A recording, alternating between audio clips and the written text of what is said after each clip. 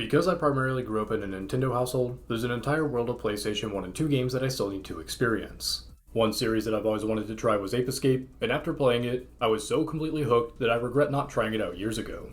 Adorable monkeys, one of the best video game soundtracks I've ever heard, and a skill ceiling so fascinatingly high that I couldn't help but want to keep pushing my limits just a little bit further. So today, we're not just going to beat Ape Escape, but we're going to master this game's retro achievement set too. As far as the retro achievement set goes, this is the single most straightforward set I've played so far. Not a single missable achievement in sight, and outside of the in-game 100% requirements, you just have a few small miscellaneous tasks and then complete a few minigames. Though one of the minigames is notoriously diabolical, to the point where many people consider it to be harder than the rest of the set combined, and many people may fail to master the set just because of this one minigame. But more on that later.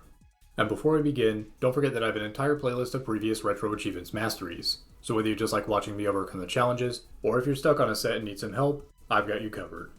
Also, two official supporters of this channel, Cajun Kishi and Jonathan Went Gaming, have both also made videos on this set. So make sure to check them out afterwards too, to see how our experiences differed at some points, and how at other times they were exactly the same. And lastly, a very special thank you to Spacey Tora for the incredible artwork to use for this video's thumbnail. Undoubtedly one of the most entertaining streamers I've ever watched, so make sure to tune in sometime. And with all that established, let's begin our adventure. The story is simple enough. A monkey at the zoo named Specter gets a hold of the professor's intelligence augmenting helmet, and then he frees a bunch of monkeys before escaping through a time machine. So it's up to Spike to round them all up, with the help of the professor and Natalie, who very much reminds me of Misty. Going into the game completely blind, it became immediately clear that I was not prepared for the game's control scheme. After awkwardly fumbling around with the controls for about 20 seconds, I was finally able to find the jump button. R1. In a time period where dual analog stick controllers were new and not the industry standard, Ape Escape was the first PS1 title to outright require you to use the Dualshock controller in order to play it. As a result, the Ape Escape series has a distinct control scheme that incorporates the sticks into just about everything. Which means that we select a gadget with the square, circle, cross, and triangle buttons, and then actually use that gadget with the right joystick. By the end, it all felt like second nature, and I loved how the freedom and the flexibility of the controls create such a high skill ceiling that it allowed me to pull off some impressive tech and even come close to tying a few world records. But of course, every journey has its humble beginnings, and starting out, I absolutely sucked. To the point where I almost died in the opening level, as you can see by these McVitie's digestive biscuits slowly disappearing. Eventually I'm able to get enough of a grasp on the stunning and capturing controls, and I obtained 3 out of the 4 monkeys, which is a requirement to move on, since you're expected to backtrack later on for 100%. We then have a small tutorial on swimming, which also took me a while to get a grasp on. Think of R1 as your accelerator, and then your left stick is both your steering and your depth management. L3 causes you to descend, left stick forward keeps you level, and then left stick neutral raises you to the surface. Pressing R3 while swimming shoots a capture net which has a pretty generous radius, and while you can jump out of the water, you can't change your gear while swimming. After completing the training, level 2 is Primordial Ooze, which has some nice ambient rain and requires 4 out of 6 monkeys to move on. You find out that you can sneak on land by crawling with L3, and I failed. So I guess you can say that that ape escaped. But at least I managed to find a different one underwater, and I also managed to find my first Specter coin. And in addition to this game's 204 monkeys, I also need to be on the lookout for 60 of these Specter coins, which are used to unlock minigames. After returning to the surface, I'm able to double jump onto a ledge and capture Monkey 2, and then I end up making it back near the starting point and get the drop on Monkey 3 without needing to stun it first, marking one of my first major signs of improvement. It also made me realize just how effective double jumping was as a means to close the distance and capture a monkey. Then we take a ride on Dory here, and capture our final monkey for now, before moving on to Molten Lava, the name of which will make more sense in a bit. We make our way up, and our first monkey is in plain sight. I go to try to capture it, but then I got knocked around a bit while it got away, but thankfully it didn't get too far. We proceed onward, and our Specter coin is in plain sight. Our second monkey is under the eggshells, and here's where I learned something incredibly important about the capture mechanics. After swinging the net, I can continue to rotate the right stick to steer it, and if it touches the monkey at all, it counts as a capture. This entire time I had only been performing standard overhead captures, but this steering method, especially when combined with a double jump, can really help with covering a lot of ground and predicting or even manipulating their escape paths, making capturing them a whole lot easier. We move on to the next part of the level, where the name Molten Lava finally makes sense. There's a monkey riding a dinosaur, but even with a hint, I initially struggled to get him to fall off. So I took a look around, found a different monkey, and then was able to get the one to fall off the dinosaur, marking the end of World 1. As we move on to Mysterious Age, we get our next gadget. As you might imagine, the monkey radar helps you find monkeys. And one detail that took me an embarrassingly long time to figure out is that if you're in the same room as a monkey, the L2 icon flashes green, and you can press it to actually get a view of the monkey. We enter thick jungle, and immediately notice that this is going to be a much larger level than anything in World 1. 14 total monkeys and 4 Specter coins. We need 6 monkeys for now though, and the first one is hidden in a plant nearby. The second one is up on this watchtower, and although he's much more aggressive, his limited running space makes him pretty easy to stun. We swim into the next area, and we have a giant electric catfish and a rowboat. You can move around safely with a rowboat, but the controls are pretty rough. Each stick controls an individual oar, and even if you understand how rowing works, you're still going to struggle to move in any coherent manner. But don't worry, because once you get enough experience in, by the very end of the game, you'll still completely suck at this. And in turn, you'll realize it's a whole lot easier and faster to just swim like normal and risk taking a hit or two, because nothing in the water is really that threatening. But since I didn't reach that conclusion anytime soon, after climbing up to knock down Monkey 3, I slowly flailed my way down the river before spinning to open this gate and capturing Monkey 4 on the ledge. I enter the next section, and after proceeding to just barely meet the legal minimum requirements for me to call this an act of rowing, I make it to land and capture Monkey 5 before getting captured myself. And our final monkey for now is protected by this giant tree mini-boss. It took me a bit to realize that I had to attack the hands and then the body, but thankfully there was a McVitie's dispenser nearby. I also ended up finding the perfect spot to defeat it by spinning in circles, which nets us our final capture needed to move on. The Dark Ruins have 13 monkeys and 3 Specter coins, but a lot of it's going to be inaccessible for the time being. The first monkey ends up being super fast, and I spent a good 2 minutes chasing it before just barely capturing it by spinning the net. I make my way across some stone pillars before spotting and capturing Monkey 2, but then I plummet to my death shortly afterwards. Which means now's a good time to discuss the lives, represented by Jake's shirts. There's no real penalty for dying, you're just going to respawn at the beginning of the last section that you entered. Then if you get a game over, you restart the entire level, but you're not going to lose any of your captures. You can earn additional lives by either finding an extra shirt lying around, or by obtaining 100 of these golden Doritos. We make our way back to where we left off, but this time we make our way inside. We have some stronger enemies which can divide, but ultimately realize it's much easier to just ignore them.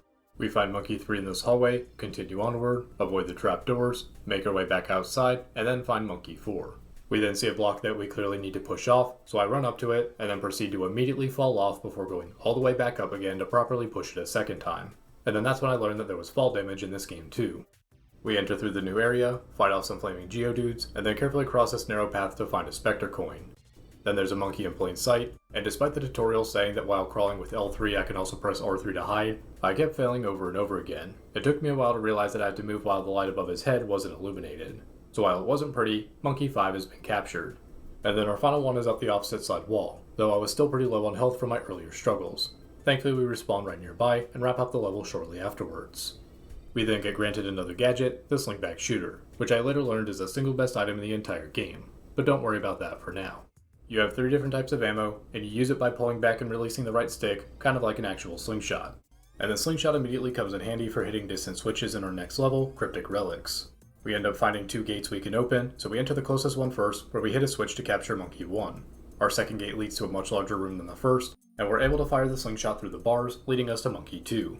We then see a coin that we can't reach for now, so we continue onward by opening this gate and then finding Monkey 3. We head back out and then proceed deeper inside, where we break down this column for Monkey 4. We see a monkey out of reach for now, so we head back to where Monkey 3 was and notice that we can swim further down, which leads us to the Specter coin that we previously couldn't reach, and we also find a switch that leads us out the back, and after some careful navigation, it leads us to our final monkey of World 2. Then we have our first of 2 stadium races against Jake, and if you win you get a bunch of Specter coins, but if you lose, then prepare yourself, because absolutely nothing happens and you move on like normal. Retro Achievements had speedrun challenges for these sections, but they're both pretty easy.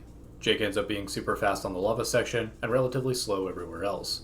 Lava boosting is a perfectly viable strategy, and as long as you're efficient with your overall pathing, you can jump over the final obstacles and you'll complete it with no problem. It's not too uncommon to see people get this achievement on the first try, but that definitely wasn't my experience. And amusingly enough, the game accidentally flip-flops the victory and defeat quotes. We then move on to World 3, Oceania, where we get the Super Hoop gadget, and you rotate the right stick several times to run faster. It definitely takes time to get started consistently, but there are enough small sections with it throughout the story that by the time you need it for the time trials, you'll have the hang of it. Next stop is Crabby Beach, and while it's a beautiful level, it's the first one where I noticed some pretty serious lag, but we can use that to our advantage when catching monkeys. 4 of them are all going to be nearby in this first area, and in the second screen, you'll find 3 more lumped pretty close together. So yeah, this was an incredibly fast level. So on to Coral Cave, we have 1 Specter coin and need 5 out of 8 monkeys, 2 of which are visible at the very beginning, but I didn't quite have a plan for them yet, so I proceed past them for now, lower a gate, and super hoop my way to a pair of different monkeys. I manage to catch the first one, but the second one escapes into the shark-infested waters. I catch the second one, and then figure I should try to figure out how to get this one riding on the shark. Turns out the underwater capture net is all I need because the hitbox is so generous, and I caught him with my dying breath before being eaten.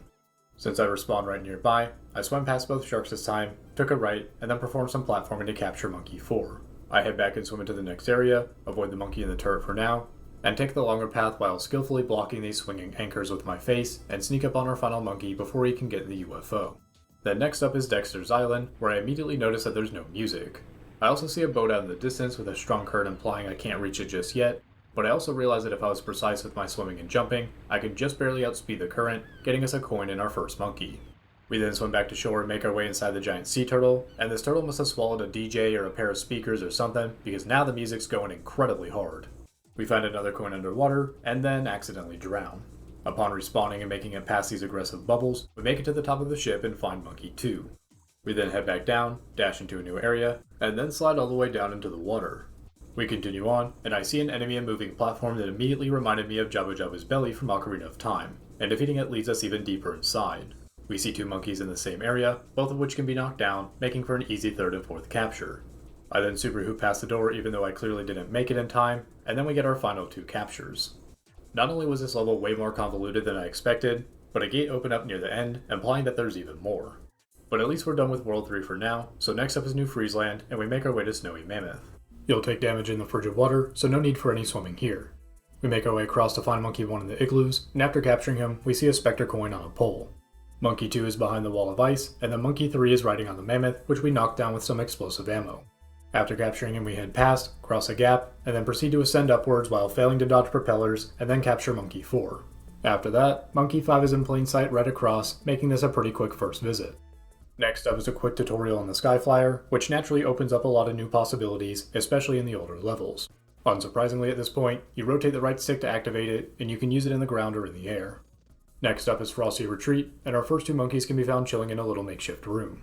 We head back out, and make our way up until we reach a cave, where we give chase to monkey number 3 before finally catching him in the water. Then we see a path upward, and avoid a few obstacles to find Monkey 4 up on a ledge, and then Monkey 5 just a few hops away from there. We continue outside of the next area, find a Specter coin underwater, and after spotting Monkey 6 on a narrow walkway, we sneak up on him for our final capture. Our next level is Hot Springs, which also requires 6 captures, and while the first monkey's in plain sight, from a casual perspective, this ended up being the single hardest level for me on my first playthrough. Ascending the initial cliffs weren't a problem, but outrunning the platforms gave me a run for my money because it's not like Super Mario 64 where you can just casually outrun it. And through my repeat failures, I was able to find Monkey 2 hidden behind the waterfall. And thankfully they put a McVitie's dispenser at the ground level because I knew I'd be falling a lot. We finally make it past the first set of falling platforms and find Monkey 3, and then Monkey 4 is just a bit further ahead. However, we have 2 of these falling platform sections, so each failure just meant a giant walk of shame all the way back up just to try again. Eventually I realized that even though it looks like you're supposed to use a super hoop to cross these sections, it's a whole lot easier to just jump the moment you touch the ground, using the Skyflyer for assistance if necessary. After breathing a sigh of relief, we finally make it to the Hot Springs section of the level, where an aggressive Monkey 5 is in plain sight, and by the time I catch him, I can see Monkey 6 and sneak up on him to complete the level. Only for the game to taunt me by showing me a Specter coin during the victory animation. But we have to come back here later anyways. Next up is our second stadium race, and this one is even easier than the first one in my opinion. I fell off the narrow walkway initially, but was able to Skyflyer my way across and make it back up to the main track for an easy first attempt clear for the speedrun achievement. That was a good stopping point for my first stream, and then once the second one began, I actually had a proper stream layout. And while the tracker does inevitably cut off the achievement pop-ups, in this case my CRT filter messes with those too, so it's really no big loss. Our next world is Medieval Mayhem, and our first level of the day is Sushi Temple. Having waited a few days in between streams, I had to refamiliarize myself with the controls, and our first 3 monkeys are visible as soon as you go up the stairs, but of course they all scatter. I only capture 2 initially, and then spot a separate third one on top of the roof, which I shoot down before capturing, and then find a Specter coin on the left side of the area. Cutting my losses for now, we make our way inside the temple and capture Monkey 4 in the statue's hand. Then I hop over the fence to the right for Monkey 5, and then my intuition told me that if the right side had one, then surely the left side did too, and I was correct, but this one was much more aggressive. So after getting knocked out the first time, I sneak up and capture it the second time. I take a look around and see one up on the ceiling joist, but upon making my way up, I found out that there's 2 of them up there instead. But I can only capture 1 for now since I've met the initial capture requirement. Then we move on to Wabi Sabi Wall, and we have our largest initial capture requirement yet, needing 8 out of 10 to move on. After getting juked out and experiencing my first game over, we cross a small platforming section for Monkey 1, and then ride this platform across for Monkey 2. Heading back to the main path, we make it across and into the second area, where we have 3 monkeys in the same room. However, they can activate traps, they all throw banana peels as they run away, they can enter and exit at various locations, and you can't sneak up on them. But knowing that their strategy is to go to the center to activate the trap before retreating is how we can easily catch all 3 of them. And then capture number 5 also gets us an easy Specter coin. We take the newly opened pathway to go back outside, and after heading down the main path for a bit, we take a detour to find Monkey 6.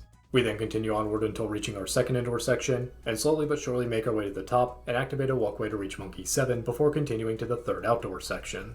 After riding a giant zipline, we find another monkey, but it gets away and I can't seem to reach it even with the Skyflyer. So back to the main path, where we instead battle a UFO and defeat it for our final capture. And then, we have Crumbling Castle. You have a whopping 20 monkeys and 4 coins in the level, but all you need to do for now is find Specter. So then just go make a mad dash towards him and move on, right? Well, that was the plan, but I ended up getting completely and hopelessly lost on my first playthrough. Finding the first 5 monkeys to open the locked door and in turn the rooftop access was easy enough, but from there, I just kept winding up going back and forth into the same rooms, finding a bunch of monkeys and coins, but no Specter. And whenever I thought I was finally making some progress, I somehow found myself making it back to a previous room. This went on for so long that I ended up catching 19 out of the 20 monkeys and finding every single Specter coin.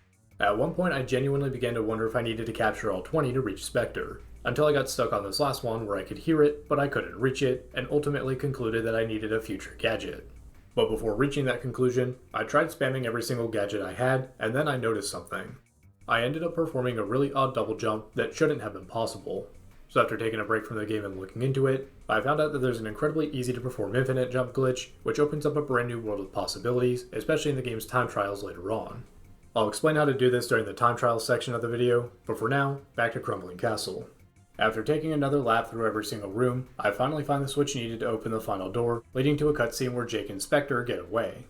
Then we have a boss fight, but it's pretty straightforward. Let it charge up and attack, and then hit it once the electricity disperses. After emerging victorious, I noticed that Natalie wasn't present, and that's because we immediately have another cutscene showing that the monkeys have begun invading the city, and they were kidnapped in the process. So now it's time to head to our final traditional 3-level world, Futurama. But first we get a new gadget, the RC car. After spawning it, you can control it at the same time as your moving spike, so you're not just using it to help you activate switches, but you can also use it to help you capture monkeys because they're going to run away from it. Our first level is City Park, and we start off in a small area where the RC car immediately becomes useful for dragging out our first ape. I mean, you can actually capture it through the cage, but that's besides the point. Our second one is pretty easy to find, but you'll be ambushed as you make your way to it. And while the layout of this area makes it pretty clear that I'm supposed to come back here later to grab this one, and that there's a completely different third monkey I need to find to open up the intended path, I couldn't help but get just a little bit cheeky with experimenting with our newly discovered infinite jump glitch. So we go up to grab him early, and then work our way backwards through the level instead of going through the intended path. From there we find 2 monkeys pretty close by for captures 4 and 5, and after immediately failing on this rolling barrel section, I discover monkey 6 in the process. I make my way back up and find a Specter coin, and then I see a monkey out of reach. Since I was still right by the initial exit that I glitched up to, I decide to head back out for now, and then I find the intended third monkey as capture number 7 instead. Oh hey look, a boxing ring. I'm sure that's not foreshadowing anything at all. After making our way through the intended entrance to the sewers, we find a switch, and then we get Monkey 8 with the RC car, making this a pretty casual level clear. Next up is Specter's Factory, requiring 7 monkeys to advance. This also introduces a tank, where each stick controls an individual tread. Unlike the rowing mechanics, I actually got a grasp on this one and didn't mind it at all. The tank does have health though, so you have to shoot instead of just ramming through everything. And some good old vehicular combat nets us our first 2 monkeys. Once we head inside, I see a clear path to getting to the top, but the infinite jump glitch was just calling my name, so I save a bit of time by doing that instead for capture number 3. Then I hit the switch to activate this platform, which makes us able to lower the drawbridge into a new area. After getting ambushed by a giant robot, we defeat it by hitting its backside after charging for capture number 4, and then we head into a new section with lava, which is a lot easier to navigate than it looks. Then we make our way to both capture number 5 and a Specter coin, ride a platform down, and then this monkey manages to come out on his own without me needing the RC car, but I get murdered by a robot while chasing him down.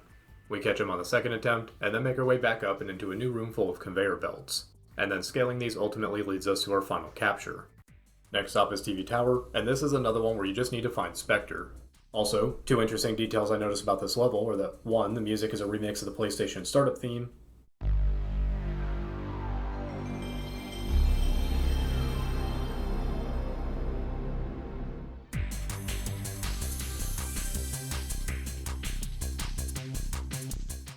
and 2. You can infinite jump over the invisible wall at the start to reach the normally inaccessible road. And despite the fact that you normally can't interact with the vehicles in normal gameplay, they do actually have collision properties, and they're the only thing in this game outside of a bottomless pit that can one-hit KO you. We can't do anything in the starting area for now, so we make our way inside and find our first monkey in a chair. We proceed through the sliding doors and take a path up to monkey number 2, and also find a switch to open up more of the level. And fun fact, you can actually hit this switch from the outside with the stun baton. Our new area quickly leads us to monkey 3 by the water, which opens up the elevator in the previous room. But before heading back, we continue swimming to find and capture monkey 4. Then we go back to the elevator where we have another tank section, and once again the tank controls are actually pretty solid, so we have no problem making it across and facing off against monkey number 5 before finding monkey 6 on the ground level. And just like that, we can face off against the boss, making this a much smoother Specter level experience than the castle. And this boss basically plays out like a 3D Sonic game boss. Dodge some explosives, defeat some enemies, and hit the bright blue weak spot. Once it starts glowing red, incorporating the super hoop can get you through fast enough before it takes off again, and after enough hits, Specter once again escapes, but not before delivering some top tier voice acting. Well done. I am impressed. With our final traditional world done, we're now off to the massive Monkey Madness level in Specterland, containing 24 monkeys and 10 coins. In this giant amusement park, our first stop ends up being a roller coaster straight out of Action Park, New Jersey. We find 2 Specter coins along the way, and then in the next section, we find Natalie up in a cage where she continues to not beat the Misty allegations. Well, don't just stand there. Get me out of here! We proceed through a haunted hallway filled with aggressive ghosts and giant knives before a monkey accidentally lets us in, netting us a first capture and letting us press a switch to create some new platforms, leading to the room where Natalie is held. Then we have 3 monkeys that immediately scatter, and with all the ghosts flying around, I just barely caught them all with a single hit point to spare. After Natalie's finished being ungrateful about being rescued, she heads back to the lab, and we head back to the coaster. As we make it back, I notice a cliff nearby and hover over to it. There was a monkey there, but my health was still so low from the previous encounters that I got defeated pretty quickly.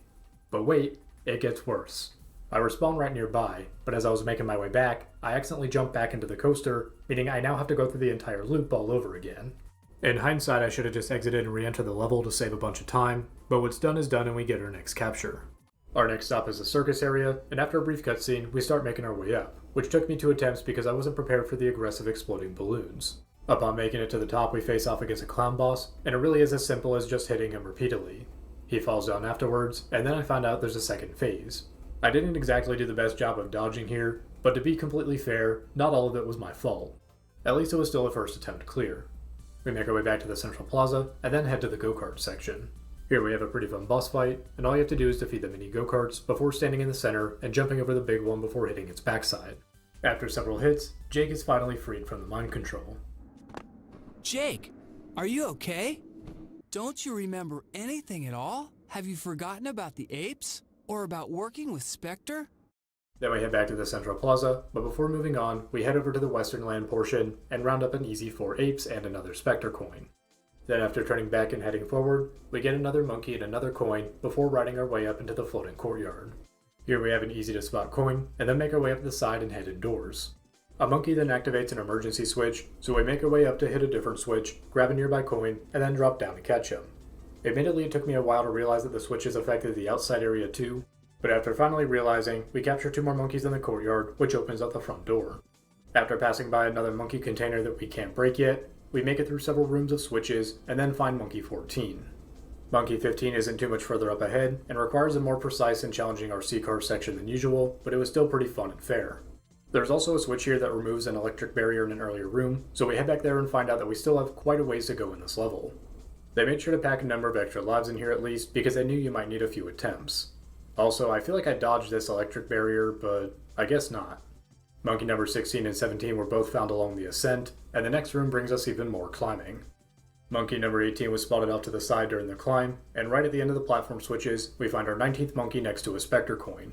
We finally begin wrapping up our ascent, defeating a mini-boss, and riding a platform inside where we capture Monkey 20 and 21 before jumping up to a Specter coin and making our way back to the main lobby. We enter the newly unlocked elevator and ride up to the final boss of the main story. Phase 1 takes place from Specter's point of view, but you still control Jake like normal. It took me a moment to realize that all I had to do was just shoot explosive ammo at Specter, but once I figured it out, it was a pretty easy phase. Phase 2 is a bit more obvious because you have glowing weak points. The arms are pretty easy to deal with, but you have to be careful of the disappearing platforms when attacking the chest. The slingshot and baton both work just fine, and with enough hits, Specter has been defeated. But he ends up getting away, making it pretty clear that this isn't the true ending. In order to actually defeat Specter, first you have to capture 204 monkeys. We finished the game having captured 137, so quite a bit left to go, and we're also still missing 25 Specter coins. We wrap up stream number 2, and when stream 3 began, the goal was pretty clear. It's time to backtrack. But before we begin, we get one final gadget, the Magic Punch. It outclasses the Stun Club in nearly every single way, and much more importantly, it can break open objects and paths that I otherwise couldn't before. Fossil Field took less than a minute to clean up for another coin and another monkey, and Primordial Ooze was also another quick completion. Molten Lava has a monkey behind the waterfall, and then another one on top of that very same waterfall. Then near the start we have a small area with a switch you can hit with a slingshot to wrap up 100% on World 1. But while World 1 was fast, World 2 starts with 8 monkeys and 4 coins missing in thick jungle. We find the first monkey near the start along with our first coin, and then in the second area with the catfish, we find our second coin and monkey off to the right side. Then we head down the same path we took on our first visit and get to see just how useful the boxing glove is for saving time. In the third section we can just barely skyflyer to the ledge and drop down for coin 3 and then find a monkey by the tent. There's also a brand new area for us right nearby, and it contains both a monkey by the boulders and another one in a UFO. Then we head back to the very beginning of the level and find another new path nearby. After traversing the new area, we find a monkey by the Specter idol and then discover that these vines aren't solid before fighting a second tree mini-boss which nets us another monkey. Before too much longer, we notice a small path leading to a cave down below, which gets us both our final coin and our final monkey. Then onto the Dark Ruins, the Skyflyer that we didn't have the first time leads us to 2 monkeys near the very start, along with a Specter coin above the second one. We make our way past the stone pillars and enter the ruins from there, heading down and giving a rather long chase to a pair of monkeys. I find another Specter coin in the process, and several laps into the chase, I finally remembered that sneaking was a thing and caught the 2 with relative ease from there. We then hover up to a nearby ledge and fight a totem enemy for another monkey, and then make our way back outside. We then proceed to a different set of ruins and find our second to last monkey climbing around, along with our final Specter coin right nearby. After obtaining both, we find a wall that our magic punch can destroy and get our final monkey to wrap up the level. Then Cryptic Relics ended up being a rather quick cleanup. The path we didn't take the first time leads us to Monkey 1 behind a gate, and by jumping up a little further we reach Monkey 2. Then we drop down and take the further of the 2 entrances before using the magic punch, taking a right, and then scaring the final monkey out with the RC car. Moving on to World 3, Crabby Beach was another quick cleanup because we grabbed all the monkeys near the beginning on the first visit. So we head straight to Area 2, quickly spot all 3 of them, and then find the final coin below the UFO by riding this platform up. Coral Cave had nothing for us in the first area, so we swim past the sharks into Area 2. Then we hover up to Monkey 1, jump out and hover up for Monkey 2, and then proceed to the turret for both our final coin and our final monkey. Then with Dexter's Island effectively being a giant maze, naturally this one took longer to fully complete. Only one of the remaining monkeys is on the outside, and that's when I learned the intended way to reach the boat. Once we're inside, we use the RC car to get one of them, and then the second one is just a sky flyer away. But then we have to take the long and winding path deep within Turtle Jabu Jabu to reach a coin we missed earlier, and then find Monkey 3. And then we have to go even further to fight off some giant monsters to reach the final monkey. Moving on to World 4, for Snowy Mammoth, we just have a single monkey left, and he's near the top so we sneak up and we're on our way. For Frosty Retreat, our first missing coin is in the first area by the furniture, and then our final one is in Area 2 by swimming across the water. Then in Area 3, we have a monkey by a UFO, with the second one at the very next ledge. Our final one is visible from land, and in order to reach him, you just have to swim up from underneath. Next up is Hot Springs, where we're missing 3 monkeys and 2 coins, but we know where one of the coins is because it showed up on the ending screen on our first visit. Starting off, instead of heading up, we head into a cave on the ground level, and we have to open up these passageways by knocking the polar bears into them. It took me a few minutes to navigate it all, but the end result is a Specter coin and 2 monkeys. Then we head back out to the start, do a much better job of ascending the second time around, and make it to the next area to grab both the final coin and the final monkey. Moving on to the next world, Sushi Temple was simple enough. We grab the monkey from the trio that we missed earlier, and then jump into the well where we find not 1, but 2 monkeys playing near the lava. Then we make our way to the top for a coin, and find a switch which reveals Monkey 3's hiding spot. Back outside and then in the main temple, we find our final coin on the statue's head, and then our final monkey on the ceiling joist. In Wabi Sabi Wall, we find a coin near the very start, and then proceed several areas ahead before finding a monkey that needs to be chased out with the RC car. In the next area by the zipline, we have our final coin hidden pretty far out, and then catch the monkey that got away last time to wrap up the level. And of course, because we got so lost the first time with Crumbling Castle, we already collected everything minus a single monkey, which takes us less than a minute to reach. Then we're back at City Park, and we take the entrance into the sewers. We use the RC car to open a gate and capture our first monkey, and after a few more car segments, we find our missing coin and activate a switch that leads us to Monkey 2. Then we head back up and go deeper into the sewers, and after a bit of looking around, I finally found a passage underwater which leads to Monkey 3 and 4. And then our final missing monkey was up on a ledge by a different body of water. Then for Specter's factory, we already have everything on the first 2 screens, so we take this door on the ground floor, and thanks to the magic punch we get a monkey and a Specter coin. We head back out, make our way up, and then cross over 2 screens into the lava section. Here we find another monkey hidden behind a destructible path, and then we proceed to the conveyor belt room, and make our way to the top for a quick battle with our final monkey. We start off TV Tower by breaking open a container for a monkey, and then after repeating the steps to drain the water, we find a Specter coin on top of a pipe. Then we head back and take the elevator to the tank section, where we find both a coin and a monkey hidden in the blocks. I also find a passage into a new area hidden behind these destructible blocks, and here we have a fun section where you have to raise and lower these platforms to catch a monkey while avoiding being blown off. After you capture the first 2, a passage opens up leading to a monkey controlling the fans. Then after you capture him, you can ride the platform all the way down to capture our final monkey at the bottom.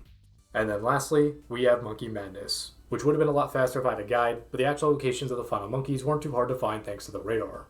But after grabbing the final monkey, I'm still missing one final Specter coin. This was the only coin in the entire game that genuinely left me clueless, and it didn't help that it was in the single largest level in the game. I spent so long searching that I needed to take a small break, and when I finally found it, it was in such an evil location that I couldn't help but laugh at it. It was past the roller coaster in the haunted house section, just before the skull platforms, placed just high enough that it's out of your standard view. And when going through my footage, I noticed that on my first visit here, I was even in this room in first-person view, and I still managed to miss it. But wait, there's more. I also later noticed that when you step on the switch to raise the platforms, you can briefly see the coin in the corner, but it's obscured by the HUD. So the game was really messing with me on this one.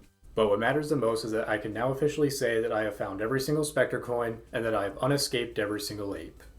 Well, except for one, because next up is our true final battle with Specter. It's a fun battle, but nothing too fancy, and I'd say it's actually easier than the first showdown. Skyflyer over the shockwaves before shooting him, and once he's on the ground for phase 2, just magic punch him repeatedly while dodging the fireballs. Remaining in constant motion makes dodging the fireballs pretty easy, and I just got a groove going for getting the rapid punches in to whittle away at his health before finally capturing him once and for all. But while it felt nice to watch a true ending and kick back during the credits, as far as 100%ing the game goes, we're still not done. Because next up is Time Attack, and spoiler alert, it ended up being my favorite part of the game. Since you don't need to capture every single monkey in every single level, you have to think about which ones are going to be the fastest and easiest to reach. And while you want to capture them as quickly as possible, the golden triangles will also pause a timer, meaning there are some instances where going out of your way to hoard them can get you some impressively low times. But really the gold rank times are generous enough that you rarely need to consider this. But what you do need to consider is which 4 gadgets you want the most in each level, because the timer stops while you're paused, but not when you're in the gadget menu, adding another layer of strategy. On a final note, if you finish the video and want some raw footage of some slightly more refined routes, you can find my clips hosted on the official Retro Achievements YouTube channel. They aren't speedrunner routes for the most part, and simply exist to help others master the set. So starting off with Fossil Field, my preferred route is to grab the one to the left, then the one on the stone, then the steps, and finally the ledge. And like a lot of time trial segments in video games, it's always those first few levels that end up feeling the hardest, not just because you're getting used to the new structure, but they're also much more straightforward, while inversely, the later levels have a bunch of glitches, tricks, skips, and oversights available. Primordial Ooze only requires 4 out of 6 monkeys in 35 seconds, and they can all be reached near the starting point. When you reach the 2 cliffs, if you scare the monkey on the left, he'll jump into the water, which is perfectly fine because it's right near another monkey, and in my refined route, I take advantage of this. Then Molten Lava is the first level where I incorporate the infinite jump glitch into my routing. It's not necessary by any means, but with gaming in general, if a cheat strat exists, I'm going to look into using it. So the best way to explain how to do this is to equip the slingshot and break it down into 3 inputs. R1, right stick down, right stick neutral. Then in a rolling motion, find the rhythm that works for you. Your first instinct may be to speed up, but that's not going to make you go any faster. Just keep that rhythm steady and you'll have it down in no time, because it really is a lot easier than it looks. So now for the route. I grab the triangles while heading up, hover to the top of the waterfall for Monkey 1, swim down the waterfall for Monkey 2, jump across for 3, defeat some enemies to pause the timer, capture Monkey 4 under the eggshells, and then proceed past the dinosaur into the corner for the last one. On my initial attempts, I completely forgot about the super hoop and still just barely made the gold time, but since incorporating it, I've since shaved off over 30 seconds. Thick jungle is a bit different between my original and my refined route, but the starts were still the same. Grab the monkey near the giant tree, and then punch as you jump up to the watchtower to stun it as you climb. We swim into the next room, and on my original completion, I swam to the right for monkey 3, glitched over to the other side for monkey 4, and then swam all the way down while punching through to reach monkey 5. In the refined route though, I skipped the one to the right and only grabbed the one to the left so that I could pause the timer faster as I swam down the river. Then monkey 4 is where 5 was originally, and although you don't need the hover glitch for this, I find it a bit easier to use it to make it to the ledge on this next screen as opposed to the Skyflyer. Just make sure to land a little bit to the right so that you don't get eaten as you land. Then moving on to Dark Ruins, you can use the Skyflyer instead of the infinite jump if you'd like. With monkey 1 being up here and then monkey 2 being down below, if you jump at just the right angle just far enough back, you can catch him before he takes off. It's unlikely that'll happen though, so be prepared to chase him. Then monkey 3 is over the gate, and in my original clear, I glitched up to monkey 4 before flying over to the stone pillars for monkey 5. But you have multiple options available to you, and you can even just go inside for the final 2 captures. Cryptic Relics only requires 3 captures, and can be done by grabbing 2 outside, and then 1 inside through the further entrance. My newer route uses the RC car instead of the block to keep the switch held, and only grabs 1 of them outside, in order to grab more triangles, and obtain 2 monkeys that are close by to each other. Crabby Beach is an easy one because there's 4 monkeys right in the starting area, and it's also a great level for the super hoop. I forgot about the monkey up here in the second area, but the final 2 were so close to each other that it made minimal difference for getting a gold time. Then despite some sloppy gameplay initially, Coral Cave was pretty easy. Glitch up to the first one, shoot through the shark on the second one, and then glitch up to the last 2. The final one got away from me, and I still had plenty of time to spare for the gold medal. And this was also a pretty fun level to shave some time off when filming for the official RA channel. For Dexter's Island, initially I went for the boat first, the small cave second, and then the one all the way across inside third. But in my newer route, I flip-flop monkey 1 and 2, allowing me to grab a bunch of triangles. This is also a rare instance where the stun club is slightly better than the magic punch, and allows you to do things just a little bit faster. Once again, you don't need to be this precise because the timer is pretty generous, especially with a super hoop, but I was just getting so fascinated by seeing how high the skill ceiling can get. Moving on to Snowy Mammoth, you can super hoop right away and not lose any speed on the gap, but you will have to perform a second one to reach the igloos. If you're lucky you can get the monkey before he retreats, but it's no big deal if you need to wait a bit. Then monkey 2 is nearby behind the ice, and initially I got monkey 3 from the mammoth before glitching up the slope for a close call on monkey 4. But now I like to skip the mammoth completely and glitch up the slope for monkey 3, with monkey 4 being right nearby. For Frosty Retreat, you probably figured out a simple route on your own, grabbing the first 2 in the little makeshift home, going into the cave for the 3rd, and then up the paths for the 4th. And this may have been the easiest level yet. Moving on to Hot Springs, I just go in one big circle. I grab the one on the ground, glitch all the way up here for the 2nd, grab the triangle and drop down for the 3rd, and then hop into the water and swim through for the 4th. Moving on to Sushi Temple, this level is now a whole lot easier thanks to the magic punch. We dash our way up, dash again into the center of the monkey trio, and perform a spinning punch to knock down all 3 before capturing them all in a single spin of the net. Monkey 4 can then be shot down immediately afterwards, and then you just need to grab one in the temple, which you have no shortage of options for. For Wabi Sabi Wall, you only need 3 captures, and while you can grab 2 in this first area, I like to go straight to the room with the 3 monkeys, because it's easy to take advantage of the fact that they're going to go for the gong. Not too much else to say about this one, because you have an entire minute. Next up is Crumbling Castle, and this level was probably the single biggest indicator of just how much I've improved. You only need to capture 3 monkeys, and you have access to more than that on the outside alone, while also having a number of large triangles around, so this is a pretty easy one. But what made this feel like such a turning point in my skill level was that not too long ago, I almost died in the opening level, and I was horribly lost on this one. But then for the time attack, without even realizing it, I ended up getting a time that was about 300 milliseconds short from the world record, despite not even being as optimal as I could have been. And if that wasn't wild enough, I ended up doing the exact same thing in the next level, City Park. I once again got a pretty good time, and then later realized it was only about 300 milliseconds from the world record. But to be fair, this one's a whole lot easier. You have access to triangles right near the very beginning, and you only need to capture 2 monkeys, and there's 4 in the starting area, so you can really just pick whichever 2 you want. So I'll go ahead and say this now. In the off chance that this video ends up performing extremely well, I'll gladly revisit this game in the future and see if I can tie these 2 world records. But back to the video, next up is Specter's Factory.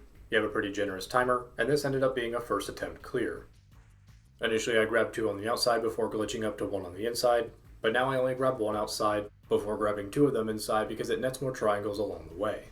Then for TV Tower, I don't really do anything too fancy. I grab the one outside and then head indoors. Then I go for the one in the chair who tends to escape to the right, before making my way up to the water draining switch to grab monkey 3, and then grab monkey 4 in the new area by the water. And then finally, we have Specter Land. As far as time attack goes, this one is pretty anticlimactic. You need to capture 3 of them in under a minute, but there's 4 of them in Western Land, so just go there.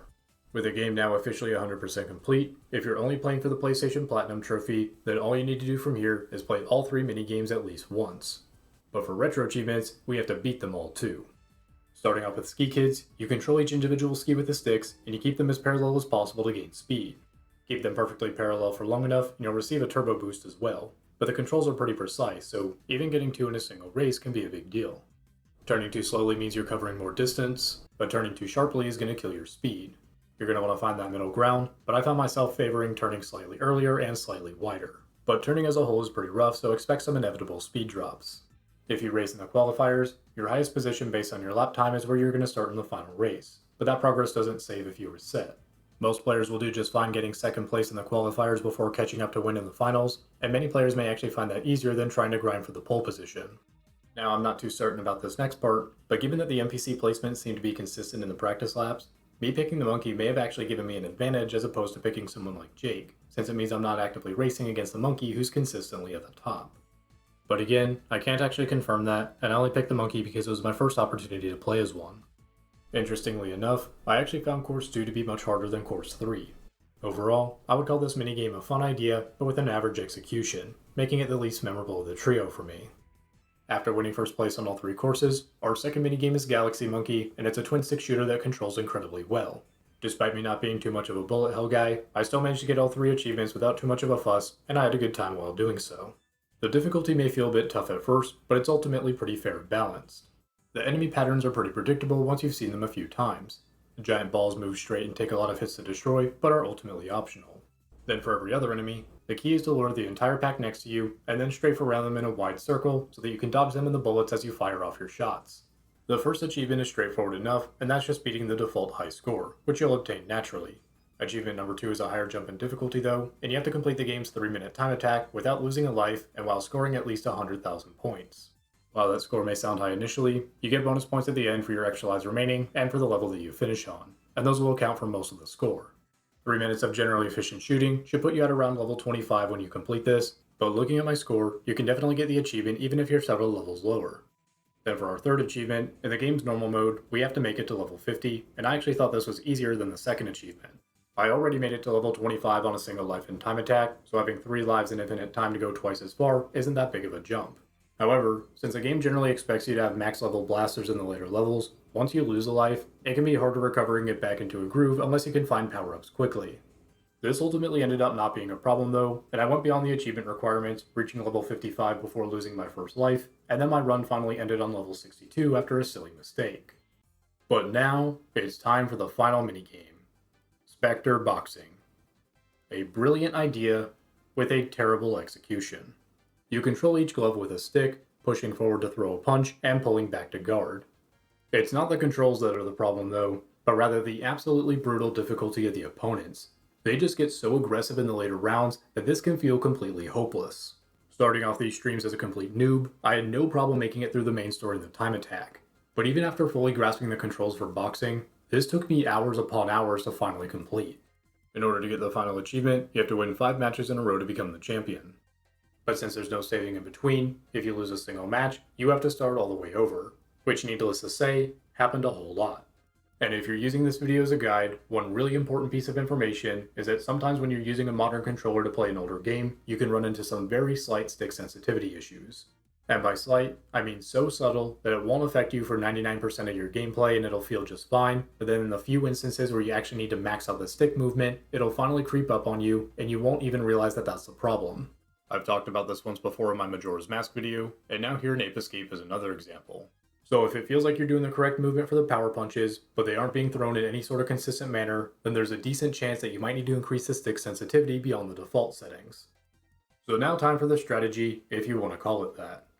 One hand is going to pull guard, and the other is going to spam power punches, just like in real life.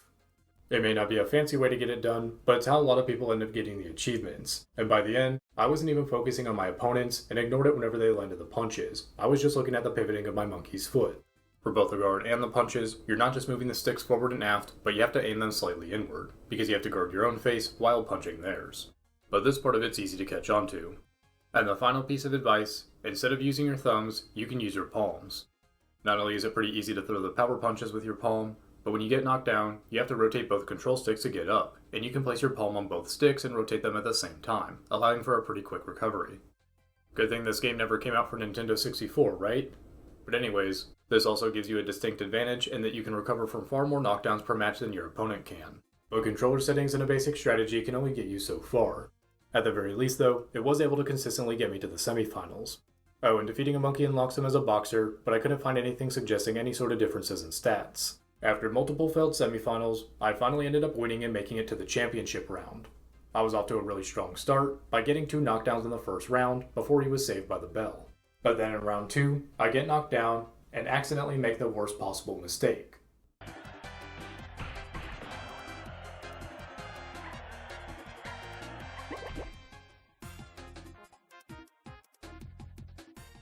Alright, so what exactly just happened there? Remember how I mentioned that I was recovering by having my palm on both sticks? In this one specific instance, my hand slipped off the controller, meaning that I managed to hit the pause button as my control sticks were held down, and then my hand continued to slip, hitting the cross button and exiting the minigame. So the one and only time this ever happened, and it was on my very first time making it to the finals, and as I was winning. As devastating as that felt initially, getting that close to winning told me that I had what it takes to get the mastery. I gave it another go, made it to the finals again, and I didn't just beat it, I crushed it. 2 knockdowns in round 1, another 2 in round 2 before he was saved by the bell, and then the first knockdown in round 3 was enough to finish him off, making me the champion and marking the end of my Ape Escape mastery journey. But it came at a price.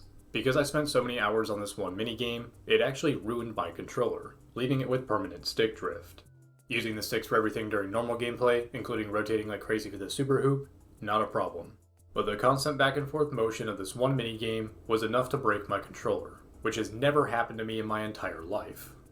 It began drifting so hard that I had to open up the controller just to not fully be able to fix it. And while dead zone calibration helps a bit, it still became noticeable on some future streams, so it's probably time to get a new controller. But putting that behind me, time for the game review itself. Despite my awkward start fumbling around with the controls, they really grew on me by the end, and I've really come to love just how precise you can get with the movement and tech. For the levels themselves, everything from the visuals, the object and enemy placements, and especially the music, I thoroughly enjoyed all but 2 levels in the game. Nearly every single level left me with a satisfied feeling once I finally completed it 100%, but Dexter's Island and Monkey Madness perhaps overstayed their welcome just a tiny bit, where I was more so happier just to be done. But even then, I can't say that any of the individual level elements were bad, and the Dexter's Island time attack was actually pretty fun. Speaking of time attack, as someone who doesn't care to speedrun outside of the occasional retro achievement, I did not expect this to be my favorite mode in the game. But it really does give a chance for the best aspects of the game to shine even brighter. As far as the voice acting goes, yeah, it's bad, but so was a lot of voice acting from that time period. Stop it! Don't open that door! Well done. I am impressed. And honestly, I just consider it part of the charm. As far as the minigames go, the ideas were all pretty good, but they weren't exactly things I'd go out of my way to play over and over again. And while I did have my frustrations with the boxing, I will add that there's a versus mode, and I could definitely see kids who had access to multiplayer enjoying this in the same way that different kids may have loved the Wii Sports boxing. Overall, I absolutely recommend playing this game, even if your first impressions are that the controls are a bit odd or even gimmicky. It's not just a game worth beating, but going the extra mile to get the endgame 100% completion as well. As far as the retro achievement set goes, because most of it is just a standard 100% completion, most of the discussion revolves around the boxing. But of course, it's not really the fault of the set developer, but rather the game itself. Retro achievements has always been about making that distinction of beating a game versus mastering it, and that's honestly why I love it so much, despite never having really cared about achievements on any other platform, and never even really caring about 100%ing a game until discovering retro achievements. So fundamentally speaking, it makes perfect sense to add achievements to the minigames that most players would only touch a handful of times. And just to see if it was pure luck, I fired up Ape Escape again just a few days before uploading this video to see if I could beat the minigame again. And I got it on my first attempt. Then while editing, I realized I needed some more B-roll footage, so I fired it up again and beat it an additional 2 times, only getting knocked down once the entire time, which was an easy recovery. So while it's definitely not a test of skill, it's not a test of pure luck either, and once you get it, you get it. If anything, it almost feels like the championship rounds are a bit easier than the semifinals, because the increased aggression leaves them open just a little bit more. While I will definitely never miss this minigame, and I think that the hate for it is justified, I cannot say that it is so hard it needs to be a subset. But speaking of subset, Oh boy would I love for there to be a subset for Ape Escape time attack scores. And me wanting more should tell you just how much I enjoyed mastering the core set, and just how satisfying it was to get through the toughest moments. The experience left me absolutely hyped to try Ape Escape 2, and it definitely will come one day, but for now, that's all I got for this video. Don't forget to like, comment, share, subscribe, and hype for more Retro Achievements content, and until next time,